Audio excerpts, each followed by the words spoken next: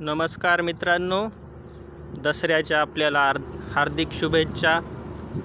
दसरा म्हणलं की आपल्याला शम्मी आणि आपट्याची पानं आठवतात। तर आज आपण आपल्यासाठी घेऊन आलो आहोत शम्मी या झाडाचे दसऱ्याच्या शुभ मुहूर्तावरचे दर्शन। इथं पाहू शकता आपण, हे विशाल असं वृक्ष, डेरेदार असं वृक्ष आहे शम्मी या झाडाचं। शम्मी ओळखण्यात बरेच लोक चूक करतात, कारण जी काटेरी वनस्पती आहेत शम्मी वर्गातली ती जरा ओळखायला खूपच अवघड असतात। तसंच पद्धतीचं आपट्याचं पण आहे। आजकाल मार्केटमध्ये जी मोठी मोठी पानं येतात ती आपट्याची नसून देव कांचनारची असतात, कांचनारची पण नसतात। तर आपण शम्मी थोडंसं ओळखण्याचा प्रयत्न करू। याचं खोड आपण पाहू शकता आणि इथं आपल्याला त्याची पानंसुद्धा मी दाखवतो। ही अशा पद्धतीची पानं असतात, अगदी छोटी छोटी काटे याच्यावर असतात।